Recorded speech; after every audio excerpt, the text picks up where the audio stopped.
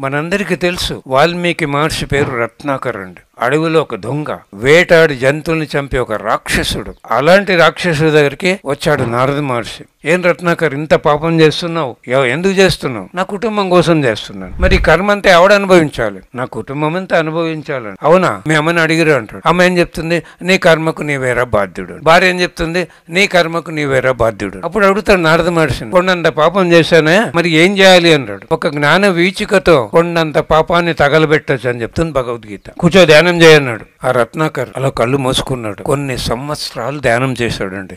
ఆయన మీద పుట్ట కట్టింది. ఆయన పేరు రత్నాకర్. సంస్కృతంలో పుట్టను వాల్మీకం అంటారు. కళ్ళు మూసినప్పుడు ఆయన పేరు రత్నాకర్, కళ్ళు తీసినప్పుడు వాల్మీకి బ్రహ్మర్షి. ఏం చేశాడండి బ్రహ్మర్షి కావాలంటే? అంత లోపలికి వెళ్ళాడు. దివ్య నేత్రంతో జరగబోయే రామాయణం రాశాడు. ఒక అడవిలో దొంగ, వేటగాడు, ఒక పుస్తకం చదవలే, ఒక కాలేజీకి వెళ్ళలేదు, స్కూల్కి వెళ్ళలేదు. అంతటి జ్ఞానము ఎక్కడ ఉంది? అంతరంగంలో కదా. మరి మనకు లేదేంటి జ్ఞానం?